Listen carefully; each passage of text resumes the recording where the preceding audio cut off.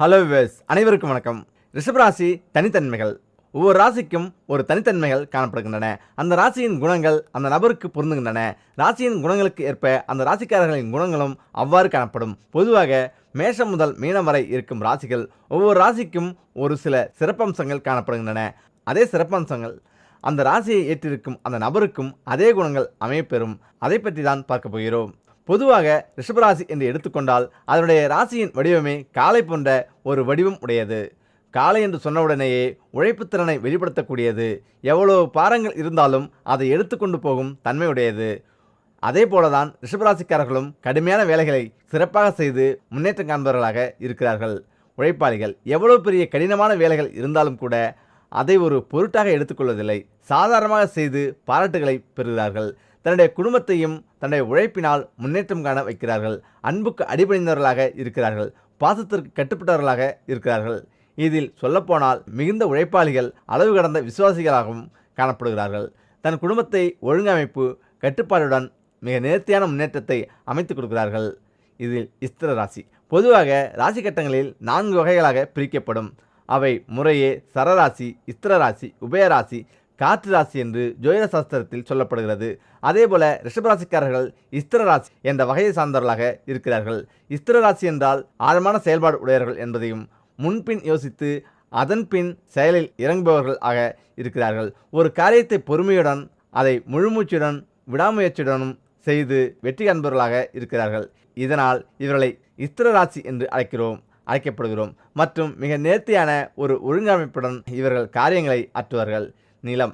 மேலும் ஜோதிட சாஸ்திரத்தில் இந்த ரிஷபராசி நிலம் என்று சொன்னால் எவ்வளவு பெரிய கஷ்டங்கள், துன்பங்கள், துயரங்கள் வந்தாலும் எவ்வாறு தாங்கிக் கொள்கிறது, அதே போல தன் மனதில் அத்தனை கஷ்டங்களை தாங்கிக் கொண்டு வாழ்க்கையை நல்ல ஒரு முன்னேற்றத்திற்கு கொண்டு போகும்படி கடினமான உழைப்பை செலுத்தி முன்னுக்கு வருகிறார்கள். எவ்வளவு துன்பங்கள் வந்தாலும் அதை தாங்கி வாழ்வில் வெற்றி நடைபெறுபவர்களாக ரிஷபராசிக்காரர்கள் திகழ்கிறார்கள். பொருள். இவர்கள் பொருள் என்னும் வகை சார்ந்தவர்களாக இருக்கிறார்கள். தனது வாழ்விற்காக கடுமையாக உழைத்து பொருள் ஈட்டும் குணம் உடையவர்கள் இவர்கள். இதனால் இவர்களுக்கு குடும்பத்திற்காக அதிகம் பாடுபடுவார்கள்.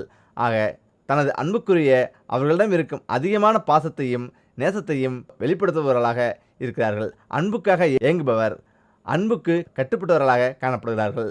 இதில் தான் சார்ந்திருக்கும் குடும்பம், தாய், தந்தை மற்றும் வாழ்க்கை துணை, குழந்தைகள் மேலும் அதிகமான பாசத்தை வெளிப்படுத்துகிறார்கள். இதில் அன்பை பெறுவதற்கு எவ்வளவு கஷ்டங்கள் வந்தாலும் அதை தாங்கிக் கொண்டு பெறுபவர்களாக இருக்கிறார்கள். இதில் தெற்கு திசை. ஜோதிட சாஸ்திரத்தில் கூறப்படும் பொழுது தெற்கு திசை இவர்களுக்கு உகந்த திசையாக காணப்படுகிறது. மேலும் ரிஷபராசிக்காரர்களுக்கு பெரும்பாலும் தெற்கு வாசப்படி அல்லது தெற்கு வாயில் உள்ள வீட்டில் வசிப்பவர்கள் இருக்கிறார்கள். இவர்கள் தான் ஏற்றிருக்கும் தொழில் மற்றும் வியாபாரத்தில் தன்மைகளை ஆரம்பத்தில் சில தடைகள், தாமதங்களை கடந்து முன்னேற்றமடைகிறார். தொழில் அமைப்பு. விவசாயம், கால்நடை வளர்ப்பு, பண்ணை அமைத்தல், காய்கறிகள், பழங்கள் விற்பனை செய்பவர்கள், ஜவுளித்துறை, ஆடை, ஆபரணம், கணிப்பொறி, கிராஃபிக்ஸ், சினிமாத்துறை, தொலைக்காட்சி, நாடகம், நடிப்பு போன்றவற்றில் அதிக ஈடுபாடு உண்டாகும் தொழிலாகவும் அமைந்துவிடுகிறது. இது சூத்திரர். இவர்கள் சூத்திர வகையை சார்ந்தவர்களாக இருப்பதால் மிகவும் பொறுமைசாலிகள். பெரும்பாலும் மற்றவர்கள் செய்ய தயங்கும் வேலைகளை கூட இவர்கள் சிறப்பாக செய்து பொருளும் பாராட்டும் பெறுபவர்களாக இருக்கிறார்கள். மேலும் அரசு துறைகளில் வேலை செய்து பொருள் ஈட்டுபவர்களாக காணப்படுகிறார்கள். இதில் கிருத்திகை நட்சத்திரம் 2, 3, 4 பாதங்கள், ரோகிணி நட்சத்திரம், மிருகசீரிடம் நட்சத்திரத்தில் 1, 2 பாதங்கள் இவர்களுக்கு உரிய நட்சத்திரமாக காணப்படுகிறது. இதில் வாழ்க்கை. பொதுவாக ரிஷபராசிக்காரர்கள் பருத்த உடலும் கம்பீரமான தோற்றமும் மெதுவான சைகைகளையும் அமைதியான குணங்களுடன் காணப்படுவார்கள். கல்வி, கணிதம், சாஸ்திரங்களை ஓரளவு கற்றும் தெய்வீக வழிபாடுகளுடன் பக்தி சிரத்தையுடன் இருப்பார்கள். இதில் ஆடை, ஆபரணம், நகைகள், செல்வம் முதலியவைகளை பெற்றிருப்பார்கள். இதில் நகைச்சுவை. இவர்கள் நகைச்சுவை தன்மையுடன் பேசும் குணங்களும் குழந்தைகளிடமும் வாக்கிய துணையிடமும் பிரியமாக பேசி பழகும் குணமும் இருக்கும். இவர்களுக்கு பொதுவாக இனிப்பு, புளிப்பு, காரம் இவைகளில் அதிக நாட்டம் காணப்படும். அமைதியான வாழ்க்கை. தான் சம்பாதிக்கும் பணத்தை தாராளமாக செலவு செய்யாமல் அதில் சேமிப்பு பழக்கமும் இவர்களுக்கு காணப்படுகிறது. அத்தியாவசியமான செலவுகள் மட்டுமே இவர்கள் செய்வார்கள். நிறைந்த மகிழ்ச்சிகரமான வண்டி வாகன சேர்க்கையுடன் வாழ்வார்கள். ரிஷபராசிக்காரர்கள் பொதுவாக மாற்றுப்பாலினத்தவர் இடையே பழகும் விஷயங்களை பொறுத்தவரை சற்று கவனத்தில் மேற்கொள்வது சிறப்பாக இருக்கும். வருவாயில் முதல் செலவாக இதை மட்டும் வாங்கினால் பண கஷ்டமே வராது தெரியுமா? சம்பளம் வாங்கியதும் இனி இதை வாங்க மறுக்காதீர்கள். ஒருவருடைய சுய உழைப்பில் ஈட்டக்கூடிய வருமானத்தில் இருந்து முதல் செலவாக செய்யும் செலவானது பன்மடங்கு வரவை உயர்த்தக்கூடிய சூட்சுமங்கள் நிறைந்துள்ள ஒரு விஷயமாகும். கையை நீட்டி சம்பளம் வாங்குபவர்களாக இருந்தாலும் சம்பளம் கொடுப்பவராக இருந்தாலும் உங்களுடைய வருமானத்தில் இருந்து மாதம் மாதம் முதல் செலவாக நீங்கள் இதை செய்தால் பணக்கஷ்டம் என்பதே இருக்காதாம். அப்படி என்ன செய்ய வேண்டும் என்பதை தான் இந்த பதிவில் பார்க்க போகிறோம். ஒருவருடைய வருமானத்தில் இருந்து முக்கிய செலவாக நாம் செய்ய வேண்டியது பல விஷயங்கள் இருந்தாலும் முதல் செலவாக நாம் செய்யும் விஷயமே அம்மாதம் முழுவதும் நமக்கு பணக்கஷ்டம் இல்லாமல் வைத்திருக்கும் சூட்சம வழியாகும். இந்த பிரபஞ்சம் வேண்டும் என்று கேட்பவர்களுக்கு மட்டுமே கொடுத்து கொண்டே இருக்கும். நீங்கள் பண விஷயத்தில் மட்டும் வேண்டும் வேண்டும் என்று பேராசை கொள்ள வேண்டும். ஆம், இருப்பதே போதும் என்று மற்ற எல்லா விஷயத்திலும் நினைக்க வேண்டாம். ஆனால் பணத்தை ஈட்டுவதில், அதுவும் சுயமாக ஈட்டுவதில் இருப்பதே போதும் என்று நினைக்காமல் உடலில் தெம்பு இருக்கும் பொழுது மேலும் மேலும் பணத்தை ஈட்ட வேண்டும் என்று ஆசை கொண்டால் அந்த மகாலட்சுமியை உங்களுக்கு வருவாய் கொடுக்கக்கூடிய அத்தனை வழிகளையும் காட்டுவாளாம். பணக்காரர்கள் மேலும் மேலும் பணக்காரர்களாகவும் ஏழைகள் மேலும் மேலும் ஏழைகளாகவும் இருப்பதற்கு இதுவே காரணமாக இருக்கிறது. பணம் இருப்பவர்கள் அதை மேலும் மேலும் எப்படி பெருக்கலாம் என்பதை ஆவலோடும் ஆசையோடும் அதன் மீது காதல் கொண்டு செயல்படுத்துகிறார்கள். விடாமுயற்சி செய்கிறார்கள். பல வழிகளை தேர்ந்தெடுக்கிறார்கள். முக்கியமாக இதை செய்தால் தோல்வி வருமா நஷ்டம் வருமா என்றெல்லாம் யோசிப்பதில்லை. துணிந்து அவர்கள் எடுக்கும் முடிவு அவர்களுக்கு மேலும் மேலும் பணத்தை கொடுக்கிறது. ஆனால் ஏழைகள் இருக்கும் பணத்தையும் தொலைத்துவிட்டு நிற்பதா என்று தயங்கி பணத்தை விட்டு தூரமாக செல்கின்றனர். மகாலட்சுமியை விட்டு நீங்கள் தூரமாக செல்ல செல்ல அவர்களின் மீது நீங்கள் விருப்பம் கொள்ளாமல் தள்ளி நிற்கும் பொழுது உங்களிடம் அது சேர்வதில் தயக்கம் காட்டுகிறது. எனவே பணத்தின் மீது ஆசை கொள்ளுங்கள். குறுக்கு வழிகளை தேர்ந்தெடுக்காமல் நீங்கள் உங்களுடைய சுய உழைப்பின் மீது நம்பிக்கை கொண்டு பணத்தை ஈட்டுவதில் உடலில் வலு இருக்கும் பொழுதே ஆர்வத்தை காட்டினால் எதிர்காலம் உங்களுக்கு சிறப்பாக இருக்கும். உங்களுடைய சந்ததிகள் அதனை முழுமையாக அனுபவிப்பார்கள். நீங்கள் முதல் சம்பளம் வாங்கியவுடன் அல்லது நீங்கள் உங்களுடைய வருவாயை முதல் செலவாக அம்மாதம் செய்யும் பொழுது உங்களுடைய கைகளாலேயே கடைக்கு சென்று கல்லுப்பு பாக்கெட் ஒன்றை வாங்குங்கள். அது மகாலட்சுமியின் இருப்பிடமாக இருக்கிறது. அது மட்டுமல்லாமல் அதனுடன் மல்லிகைப்பூவையும் உங்களால் முடிந்த மட்டும் வாங்கி வந்து வீட்டில் இருப்பவர்களுக்கும் சுவாமி படத்திற்கும் போட்டு விடுங்கள். வண்டி வாகனம் வைத்திருப்பவர்கள் அதற்கு கொஞ்சம் மல்லிகைப்பூவை வையுங்கள்.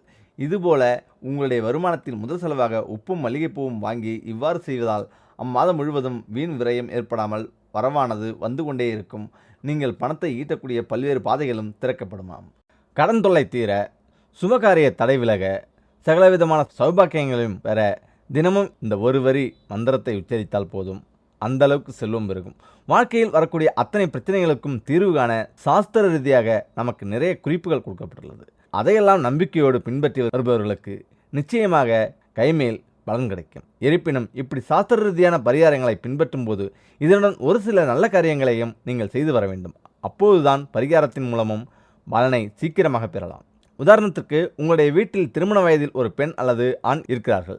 அவர்களுக்கு திருமணத்தை நடத்தி வைப்பதற்கு தேவையான பணம் காசு உங்களிடம் உள்ளது, நகை உள்ளது. ஆனால் திருமண யோகம் மட்டும் வரவில்லை என்னும் பட்சத்தில் திருமணத்திற்காக காத்து கொண்டிருக்கும் ஒரு தம்பதிக்கு நீங்கள் உதவி செய்து, அதாவது பண உதவி செய்தோ அல்லது வேறு ஏதாவது ஒரு வகையில் உதவி செய்தோ திருமணத்தை நடத்தி தர வேண்டும்.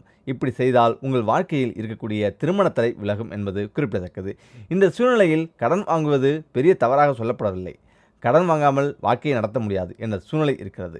ஆக உங்களுடைய தகுதிக்கு ஏற்றவாறு கடனை வாங்கி வாழ்க்கையை நடத்தி கொள்ளலாம். ஆனால் வாங்கிய கடனை திருப்பி கட்ட முடியாமல் பழைய கடனை அடைப்பதற்கு மீண்டும் புதிய கடனை வாங்கும் தவறை மட்டும் ஒரு நாளும் செய்துவிடக்கூடாது. இப்படி கடனுக்கு மேல் என்னதான் பரிகாரம் செய்தாலும் கடனில் இருந்து கடைசி வரை மீள முடியாமல் போய்விடும். ஆம், கஷ்டம் என்பது இந்த உலகத்தில் பிறந்த ஒவ்வொரு மனிதனுக்கும் இருக்கத்தான் செய்கிறது. ஆனால் அடுத்தவர்களை பார்க்கும்போது நமக்கு மட்டும்தான் கஷ்டம், இவர்களெல்லாம் எவ்வளவு சந்தோஷமாக இருக்கிறார்கள் என்று மட்டும் நாம் சிந்திக்கவே கூடாது. அவரவர் தகுதிக்கு ஏற்றவாறு அவரவருக்கென்று கஷ்டம் இருக்கத்தான் செய்கிறது. அடுத்தவர்கள் சந்தோஷமாக இருப்பதை பார்த்து நாமும் சந்தோஷப்பட வேண்டுமே தவிர அந்த சந்தோஷம் நமக்கு கிடைக்கவில்லையே என்ற ஏக்கத்தோடு பொறாமையோடு சிந்திக்கவே கூடாது. இந்த ஒரு நல்ல சிந்தனை நமக்குள் வந்துவிட்டால் நம்முடைய குடும்பத்திற்கும் சகல சௌபாக்கியங்கள் தேடி வந்துவிடும். ஆம், சரி, மேல் சொன்ன விஷயங்கள் எல்லாம் பொதுப்படையாக நாம் செய்ய வேண்டிய நல்ல காரியங்கள். இதோடு சேர்த்து செய்ய வேண்டிய சாஸ்திர ரீதியான ஒரு பரிகாரத்தை பார்ப்போம். லட்சுமி நரசிம்மரை நினைத்து இந்த வழிபாட்டை மேற்கொள்ள வேண்டும். இந்த வழிபாட்டை மாலை 6 மணிக்கு மேல் உங்களுடைய வீட்டில் செய்யுங்கள். மாலை வழக்கம் போல பூஜை அறையில் தீபம் ஏற்றி வைத்துவிட்டு ஒரு டம்ளர் பசும்பாலை நிவேதனமாக வைத்துவிட வேண்டும். உங்களுடைய வீட்டில் லட்சுமி நரசிம்மனின் திருவுருவப் படம் இருந்தால் அதற்கு பூக்களால் அலங்காரம் செய்து கொள்ளுங்கள். அப்படி இல்லை என்றால் நரசிம்மரை நீங்கள் ஏற்றி வைத்திருக்கும் தீபசுடரில் ஆவாகனம் செய்து கொள்ளுங்கள், நினைத்து கொள்ளுங்கள். அந்த தீபசுடர் தான் லட்சுமி நரசிம்மர் என்று நினைத்து கொண்டு இந்த மந்திரத்தை சொல்லலாம். தீபத்திற்கு முன்பு ஒரு விரிப்பு விரித்து சம்மணம் போட்டு அமர்ந்து கொள்ளுங்கள்.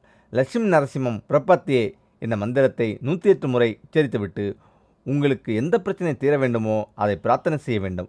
உதாரணத்திற்கு கடன் பிரச்சனையாக இருந்தாலும் சரி, திருமணம் நடக்க வேண்டும் என்றாலும் சரி, ஏதாவது ஒரு வேண்டுதலுக்காக இந்த மந்திரத்தை தொடர்ந்து 48 நாட்கள் உச்சரித்து வேண்டிக் கொள்ளுங்கள். நிச்சயமாக உங்களுடைய பிரச்சனைக்கு நல்ல ஒரு தீர்வை அந்த லட்சுமி நரசிம்மர் காட்டிக் கொடுப்பார். வழிபாடு முடிந்தவுடன் நெய்வேத்தியமாக வைத்த பாலை வீட்டில் இருப்பவர்கள் குடிக்கலாம்.